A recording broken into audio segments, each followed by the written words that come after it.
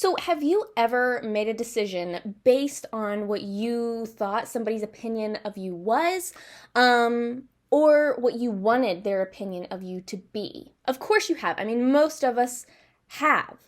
As humans, a lot of us take cues based on other people's response to us. So, it only makes sense that when it comes to our dream life, we're trying to cater that to somebody else's opinion of us, and we want people to be pleased with us. We want people to be pleased with how we're living our lives, the kind of life we're pursuing, and we want them to like our lives. We want people to applaud us, be impressed by us, help us, and say things like, that is so cool. Like, what you're doing is super cool. In the real world, though, in our real relationships, that desire really isn't met. When we share what our dreams and plans are, especially the unconventional ones, right? Like when I have shared with people that, oh, I want to have a YouTube channel, or I want to do this, or I want to do that. People look at you like, okay, that's weird. That's a weird one. If your dream was I want to be a doctor, absolutely, let's go for that. But you have a weird dream. Your dream is like, it's not normal, and it doesn't have the playbook set up for you, right? It is not a guaranteed success. And so we are met with those disapproving facial expressions, right? Everybody's experienced that. Everybody knows what I'm talking about when I say a disapproving facial expression. It's the facial expression that expresses their doubt, their disbelief, their disapproval, and just their overall negative opinion of what it is that you are pursuing. It's critical and it stings. And they'll say things to you like, what you ought to do is this, or, okay, but have you ever thought of doing this instead, right? There's always this, you need to be doing something different. You shouldn't be doing that, you need to be doing this. How do you face that? How do you actually face that kind of disapproval, this like low-key disapproval of exactly how you're living your life, precisely how you're living your life? How do you handle people having doubtful, negative opinions of your dream life and what you're pursuing and all of your work? Because we know you're putting in the work. We know that you're putting in the effort. So how do you deal with that disapproval? And not only disapproval, but a lack of encouragement, a lack of help, a lack of actual assistance to achieve your dream life. Stay tuned to find out. You're listening to the Dream Life Diaries podcast with host Ellison Noose, the space where you can discover and build your dream life one step at a time. If you are ready to embody the life of your dreams and start taking action and making changes, then subscribe and follow to go on a life-altering, effective journey towards success, fulfillment, and authentic design. So in the last episode of this podcast, I was talking about how we need to stop feeling the need to ask permission. We need to stop asking permission altogether to pursue our dream life, right? We need to stop asking people and saying, oh, this is what I want to do. Can I do it? Like, do you like it? And we need to stop being so obedient to people's opinions. And I just barely touched on that topic last episode, and I really wanted to talk about it more in today's episode and go a lot deeper in it because it's been a journey, okay? I have been dealing with this for 4 years, so I know a little bit about it, and I'm also still learning more about it. Everybody's always learning something more about it. So when I discovered that I really enjoyed content creation and I really wanted to lean into this incredible, liberating career, I was met with so much doubt, right? People thought it was silly. People thought it was juvenile. People didn't understand it. They didn't know what questions to ask. They didn't know how to respond to what I wanted to do. It wasn't normal.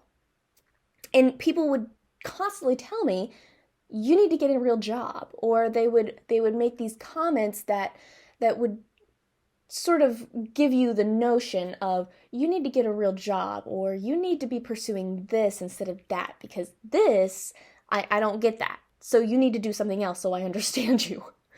And people told me so many things that I couldn't help but to store in the back of my mind. And as I stored their doubt, their disapproval, their discouragement, I began experiencing this deep-rooted fear, right? I think that all of us sort of experience some kind of fear. When we're met with doubt, we then start to have fear that, number one, it won't work out, what we want won't work out, our dream won't pan out. And then number two, we start having fear of people, right? We have fear of people because we see how much they disapproved of us, right? And we stop wanting to share our dreams. We stop wanting to pursue our dreams because, oh my word, what are they going to say? What are they going to think? Because they've already had a horrible reaction to what I expressed that I wanted to do. And I was terrified of my friends and my family. I wasn't scared of the complete strangers on the internet anymore, okay? I wasn't scared of you. I wasn't scared of subscribers. I wasn't scared of the strangers on the internet. I was scared of the people that I loved and that I knew loved me. I care about their opinion. I care about what they think. I care that they are in my space and they are, they're existing with me. I care about their feelings and I care about what they think of me. And I wanted them to be happy with my choices. I wanted them to be impressed by my choices. But every interaction that I had with them left me feeling scared, like I said, but it also left me feeling silly, juvenile, and embarrassed, okay? I was just humiliated. And I was scared that if I continued pursuing my dream, continued pursuing this dream of content creation and being a business owner and everything like that, I was scared that they would see me as a lame deadbeat, right? I was scared that because I wasn't working the 9 to 5, that they would just see me as a lame deadbeat. But I wanted these people to look at me and feel inspired. I wanted them to think, oh man, like Allison's just so cool. She is so interesting. She does this cool job. She has this cool career. She's not afraid to go and try this new stuff. I wanted them to see my investment, like I said, this hard work that we're all putting into our dream. I wanted them to see that and appreciate how hard I was working. And I didn't receive that. I didn't receive any of that because, once again, like I've said, they didn't understand it. They didn't understand what I was pursuing. And it's only been in the last couple of months that I've been able to have an idea of something that I wanted to do, right? Like, for instance, this podcast. I was like, you know what? I think that I want to start a podcast. I think I just want to do it. And I was able to take action without fear. I was able to say, you know what? I don't need to ask for somebody's approval. I don't need to ask for somebody's opinion of my podcast. If this is what I feel like I need to do, I'm just going to do it. And I'm not going to be afraid of it. I'm just going to do it. I have what I need. And I was able to do it without thinking about, oh, what is somebody else going to think? I was able to take action without giving that 1 ounce of thought. And honestly, this whole process has been incredibly refreshing and incredibly liberating because suddenly I don't feel the weight on my shoulders of everybody's opinion and everybody's eyes on me. I don't feel it anymore.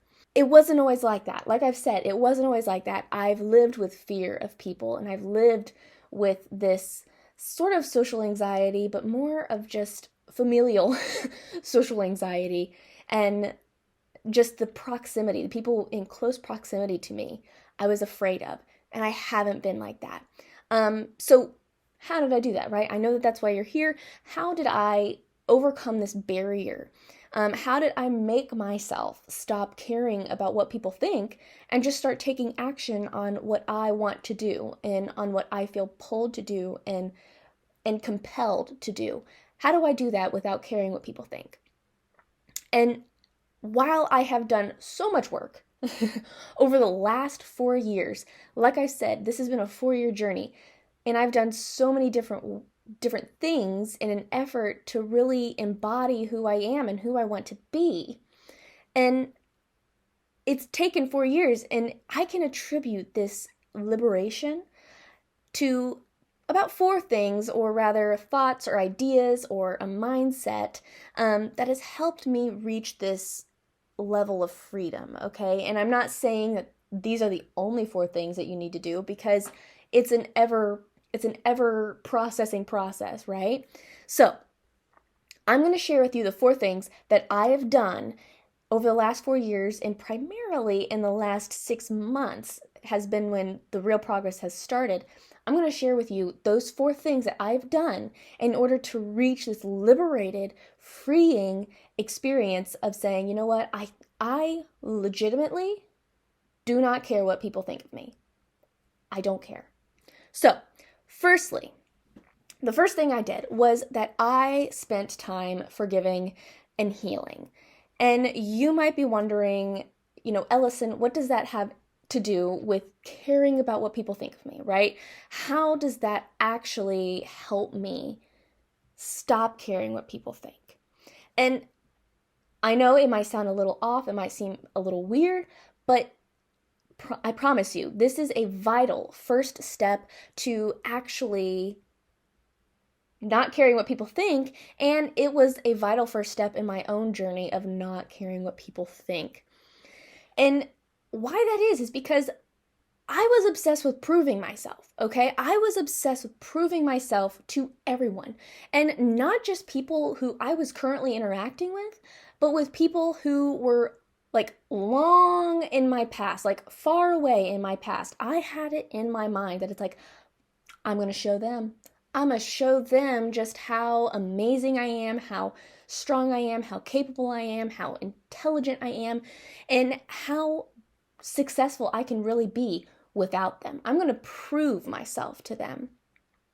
And it was because these people had hurt me in some way that had made me feel belittled. It had made me feel like I had less value, like I was stupid, like I was incapable. I just felt small around them. And they hurt me in a way that it was like, it made me feel like I was unimportant. And I wanted to show them I'm important and I matter and I am capable of creating something that matters.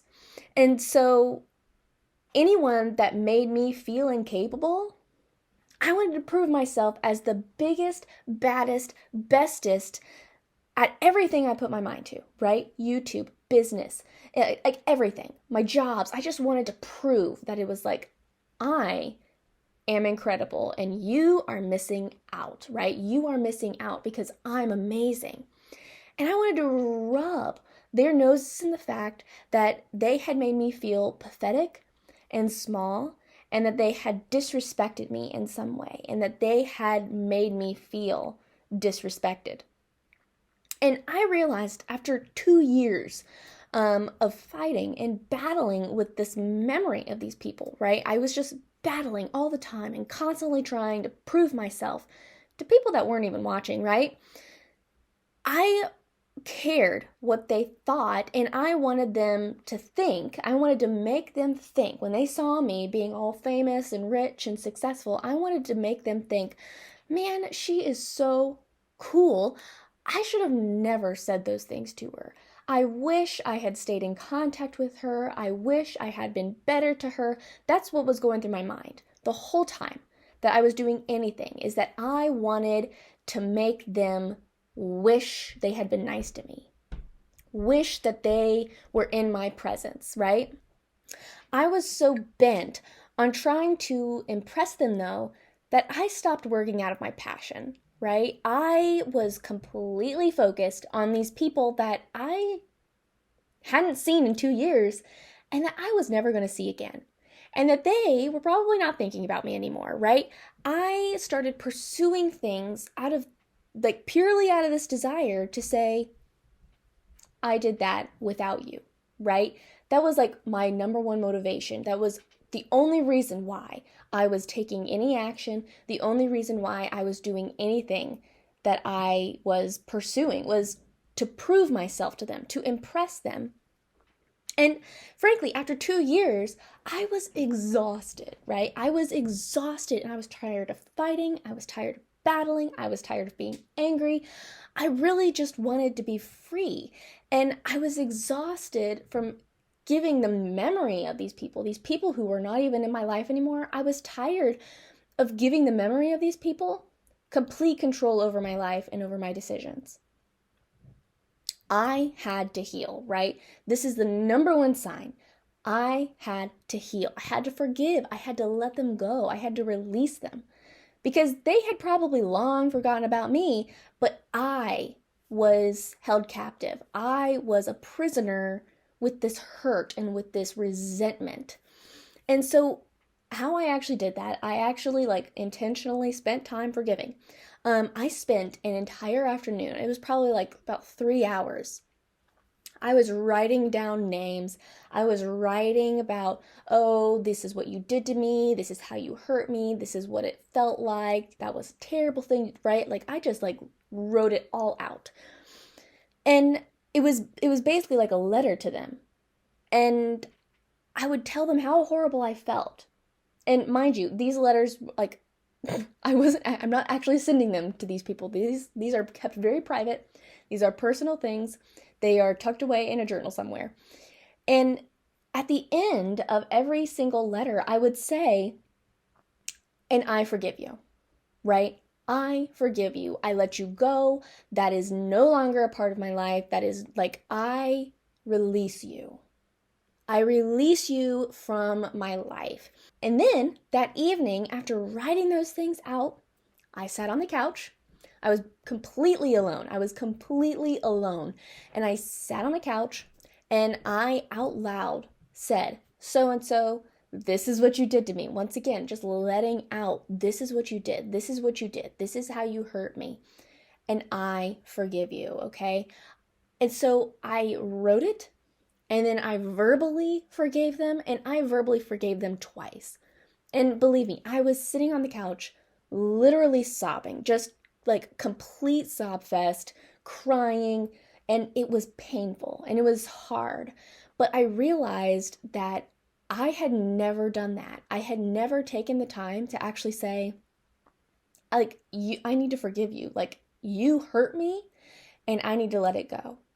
And new names would come up every time I would do this process because it was I would realize that I was holding on to this other person. I was holding on to this other situation.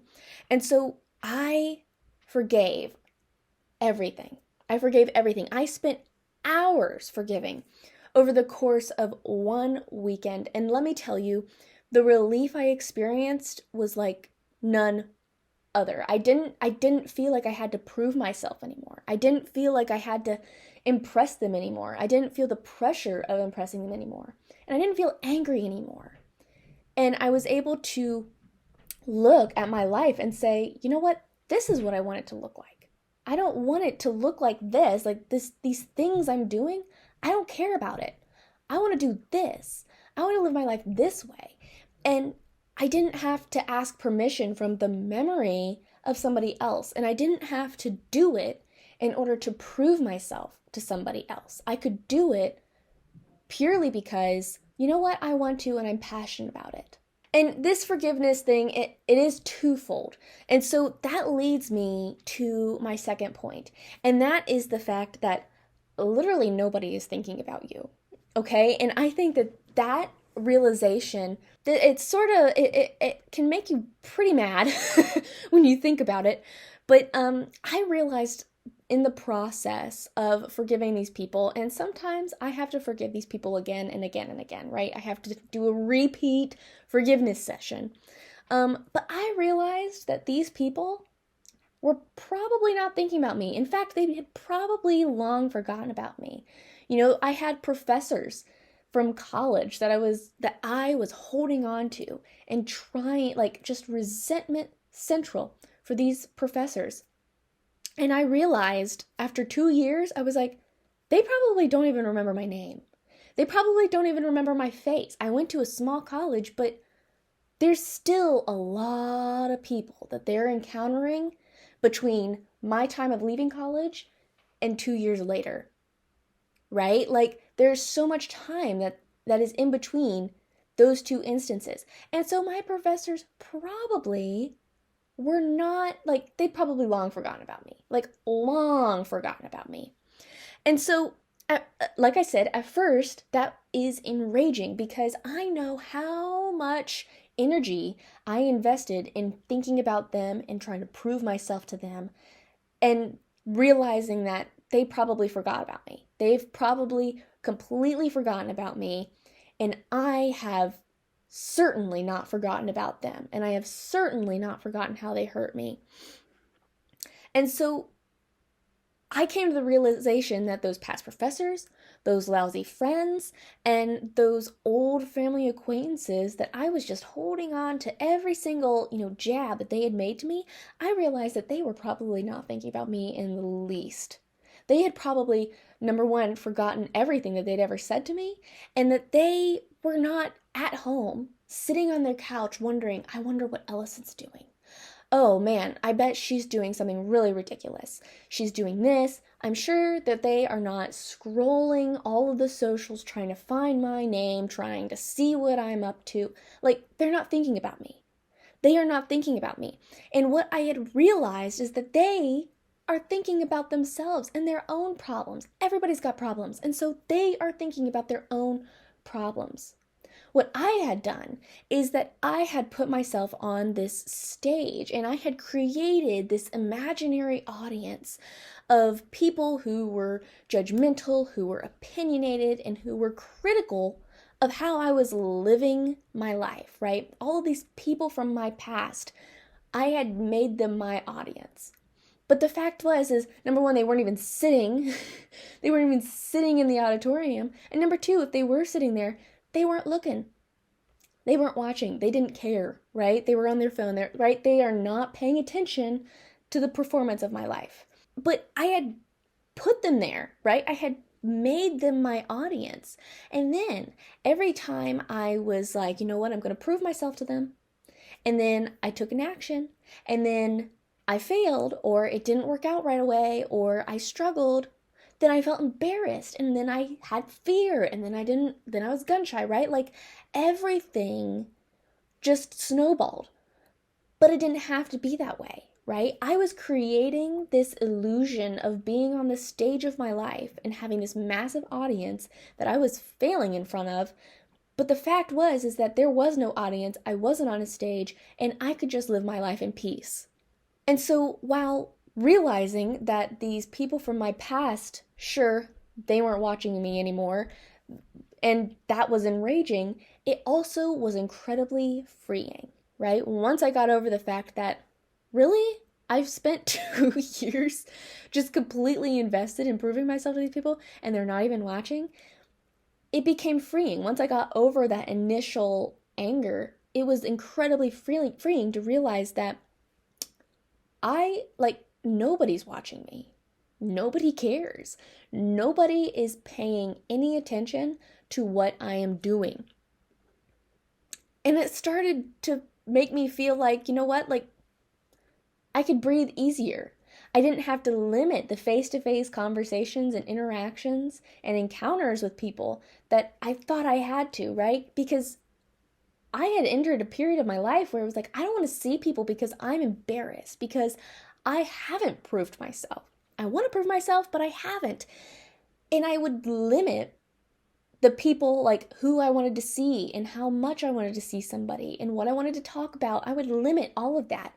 But that need to limit that and that need to avoid the face-to-face, it went away completely.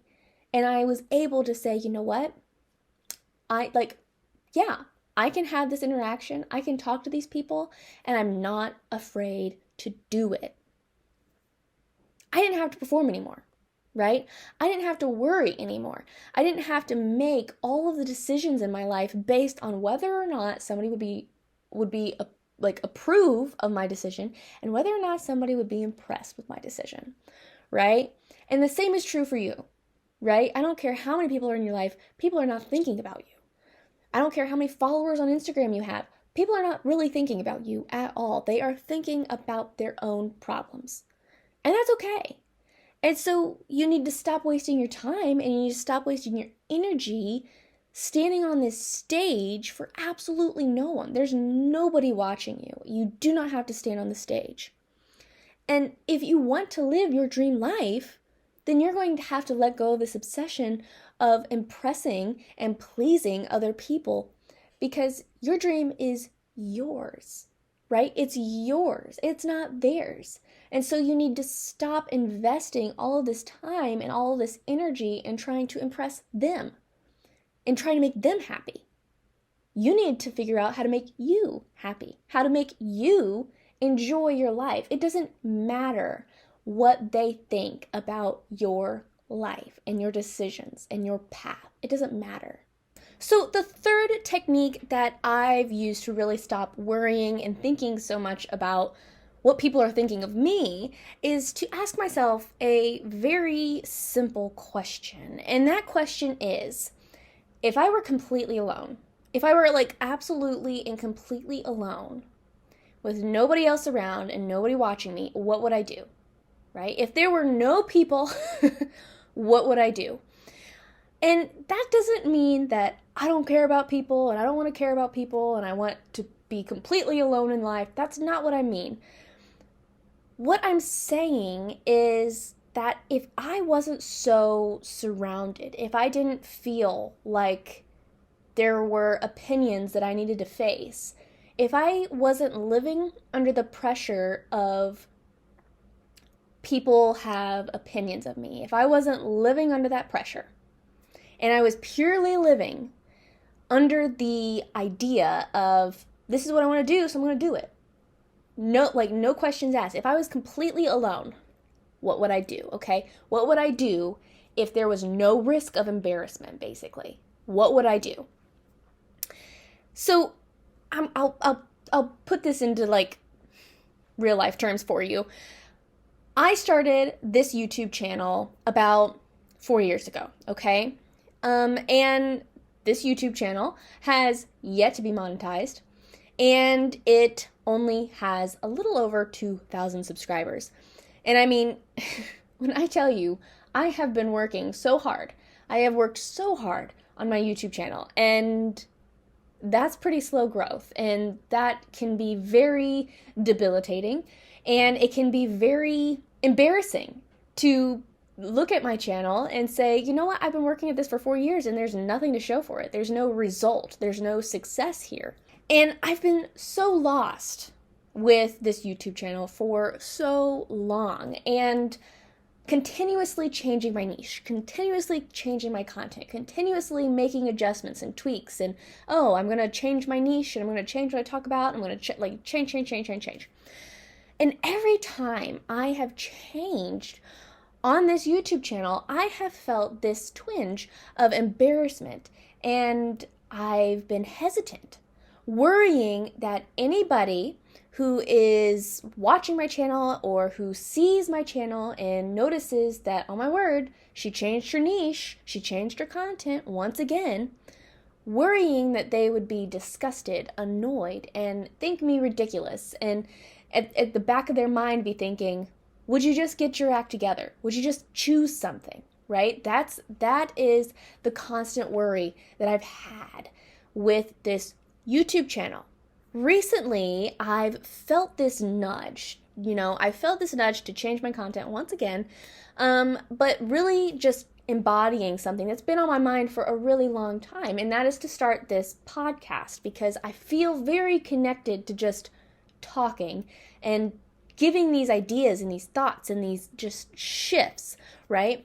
Very compelled to do that. But I've refused to do it for a long time. I felt like this is the kind of content that would really align me with subscribers, would really help me to grow my community, would really help me to grow people that feel like they are connected to what I'm creating and feel like they are heard, feel like they can learn from what I'm creating and have a benefit, right? Something that creates value for them. Now, this idea is huge, right? This idea of, I'm going to change my content again, that's huge. Because in the back of my mind, I'm thinking, what would so-and-so think if they stumbled upon my YouTube channel and noticed that, oh my word, she's changed her content again, right? She's done it again. She just can't stay focused and she's just flopping around over here, right? What would they be thinking, right? What would they think if they saw that? And so I've put it off for so many years, declaring that, oh, this kind of content is going to be successful. This kind of content is going to be successful, right? And just avoiding what I really wanted to do for so many years. And all I can see on the flip side of that coin are people looking at me and shaking their heads thinking 4 years of work and nothing to show for it. 4 years of work for absolutely nothing, right? And so finally, in the last 3 months, I was able to sit down this one, it was this random morning, and I just sat down and I thought, if I were alone, what would I do? If this person wasn't in my life, what would I do? If this fear was not in my life, what would I do? If there was absolutely no risk of embarrassment, what would I do? What would I do? And boom, right off the bat, it was well, I'd do this. It doesn't matter what people think. I'm not worried about what people think. So I would do that. If there was absolutely no risk of embarrassment, of failure, of comparison, there was no risk of my feelings getting hurt or me feeling silly or me feeling ridiculous or me feeling judged. There was none of that. This is what I would do. I realized that at the end of the day, what I had been creating for so long and been so stuck on for so long, I wasn't 100% devoted to, right? I wasn't 100% devoted to it. The only thing that was stopping me from doing what I wanted to do, from taking the action and saying, you know what, I'm going to start this podcast. I don't really give a crap what people think. The only thing that was stopping me was this worry that someone was going to have an opinion about me. Now, trust me, people are still going to have opinions about me, but it was my worry of it. It was my fear of it. It was my fear that, oh my gosh, that's just going to feel so terrible. I can't handle that. That was the only thing stopping me. There was nothing else stopping me. There was nothing in me, or rather about me, that was stopping me. It wasn't a fear of doing it that was stopping me. It was literally merely the fear that somebody was going to have an opinion about it. So, when I came to this realization of what would I do if I were completely alone? What would I do? How did I respond? What did I do in response to this realization? Well, I stopped creating the videos I was creating, and I started really embodying this idea of a podcast. And I said, you know what?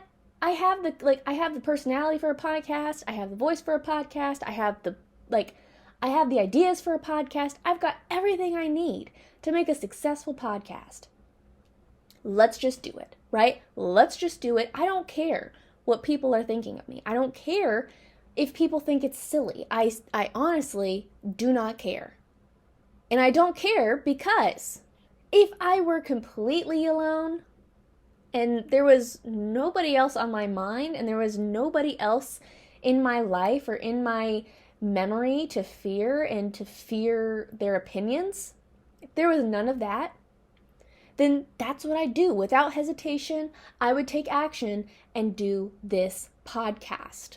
And along with that, that brings me to my fourth and my final point.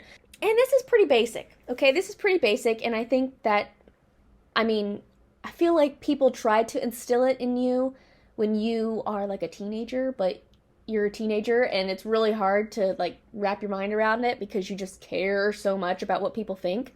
The fourth point that I want to make is that you need to ask yourself, do I actually care?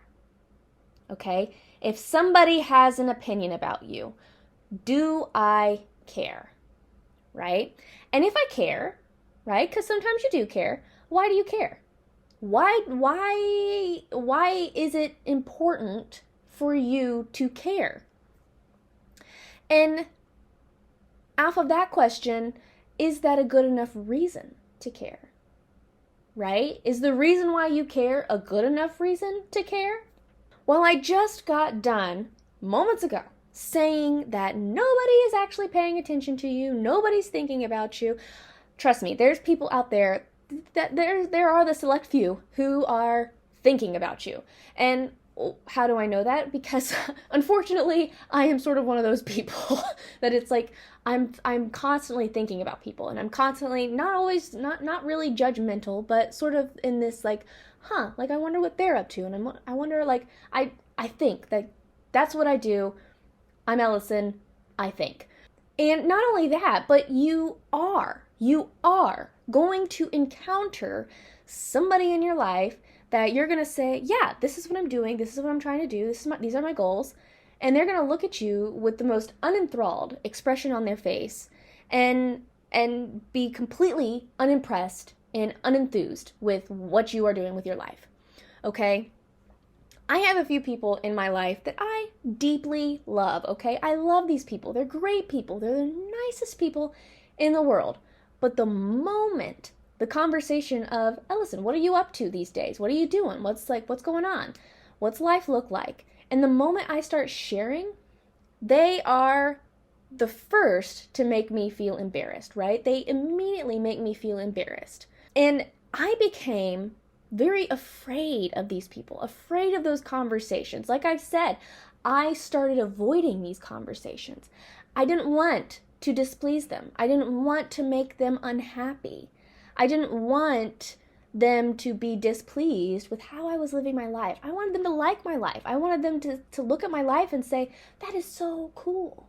And the reality, though, like I've already said, is that I can't invest all of my energy into trying to impress them. That is wasting your time because people won't be impressed, okay? You have to be doing something pretty insanely amazing in order to impress somebody else, like be an Olympian. And I'm not an Olympian. So, why am I wasting my time trying to impress people, right? So I started asking myself, Ellison, do you care? Right? When I'd start going down that rabbit hole of I want to do this, or I want to post this, or create this, and then I think, oh, but what if so-and-so sees it, and they think this about me, and yada, yada, yada. When I'd start going down that rabbit hole, I'd ask myself, Ellison, do you care? Do you actually care? And at first, like most of us, I would answer, of course I care. Of course I care what they think. Okay, of course I care because, I just care. And so then, like I said, I ask myself, why? Okay, why do you care? If you care so much about what they think, why do you care? Why do you actually care? And my answer usually sounded like, well, I want to make them happy. I want them to be impressed with me. I want them to stop looking at me that way. I want them to think my life is super cool. And when you hear those things, does any part of that sound like it has to do with my happiness, with my well-being, with my fulfillment? Does any of it have to do with, are you pleased with your life? Ellison, are you pleased with your life? Okay, them aside, are you pleased with your life? Absolutely not. Those answers had nothing to do with whether or not I was happy with my life, whether or not I was fulfilled and satisfied in my life. It had everything to do with, I want them to be pleased with my life. So then, I asked myself, is that a good enough reason? Is that a good enough reason to care about what they think? And that's an easy answer. No, it is not a good enough reason. And I can almost assure you, I can almost promise you that 99% of the time, there is no good reason for why you care what people think of you. Okay, there is rarely a good reason to care what people think of you. Okay, sometimes, absolutely, there are those moments where it's like, yeah, I want them to like me, but most of the time, there is no good reason for you to care. And so with this breakdown, with this sort of thought breakdown, I have been able in the last few months to look at every encounter with someone else, with whoever, whether I know them really well or whether I don't know them, whether they're super judgmental or whether they're not. I'm able to look at the encounters with these people and I can truly, honestly, purely not care what they think, okay? They are not me. They are not me. They do not know how I feel. They do not know how I operate. They do not know anything about how I am feeling within my life. They have no power over my life. They have no power over what my life looks like, and they have absolutely no power over whether or not I feel fulfilled by my life, right? They can think all day long, Ellison, you need to be doing this instead because you'll make more money and have a more beautiful lifestyle. They could think that all day long, but they have absolutely no power over whether or not I exist in what they think is best for me and feel fulfilled in what they think is best for me, right? They have no power over how I feel in my existence and in my life. They have no power over that. And so what that has resulted in, has been that those conversations that would always leave me feeling belittled and judged and criticized, all of those conversations, first of all, I am able to enter those conversations with this kind of mental armor almost, okay? This mental armor of I don't care-ness, okay? I can talk to them candidly.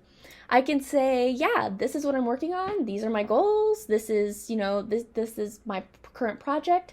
I can even share the details of my incredibly unimpressive state of existence and state of living. I can share all of the nitty-gritty details. And I truly don't care whether or not they approve because I don't have a good enough reason to care. And they have no power over me.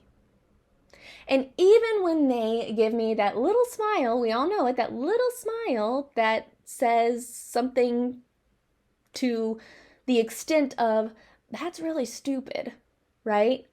It can roll off of me. It rolls right off of me. I don't care. And so the power of this thought pattern and of this mindset is that I'm no longer absorbing, okay? It's easy to receive opinions from people. People give them to you freely, okay? But the core and the thing that you have to practice and be able to do is to not absorb it, okay?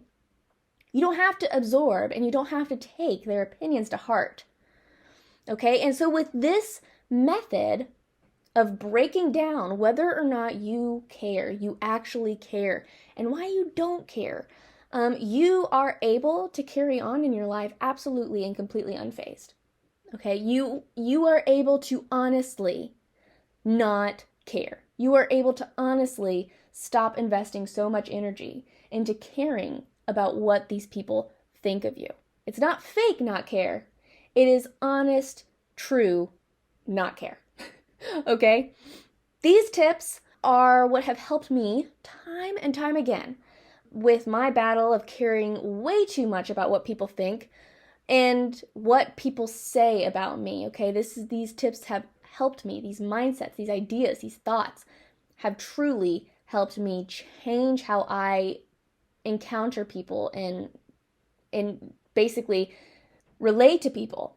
And what I love about them is that they have absolutely nothing to do with bashing somebody else or giving somebody else a taste of their own medicine, right? It has nothing to do with that. And has absolutely nothing to do with going out and buying yourself a brand new wardrobe or, dropping $1,000 on this or that. These tips are grounded on your mindset. And if you are able to come to the realization that you are who you are and they are who they are, and that that's beautiful and that that's okay, then you are able to pursue a life that you are truly passionate about and that is fulfilling and that is your dream life. If you are able to really come to these conclusions of we're individuals and we're allowed to be completely different and I don't have to obey what their life rules are, what their rules are for their life. I don't have to obey them. And speaking about going out and dropping thousands of dollars on aesthetics and making your life more beautiful and trying to embody this dream life, make sure you tune in to the next episode of the Dream Life Diaries podcast, because in that episode, I am going to be going into detail about aesthetics and whether or not aesthetics are actually important when it comes to obtaining your dream life and bringing your dream life into your reality. Whether or not aesthetics are actually important and whether they actually have any power, or if they are just superficial and fake and powerless, basically. So make sure you tune in to that episode. Thank you so much for tuning in and listening today to the Dream Life Diaries podcast. I hope you enjoyed this content, and if you did, make sure to subscribe or follow to stay in the loop with all of my future episodes. I love you guys oh so very much, and I hope to see you again in the next episode. So long.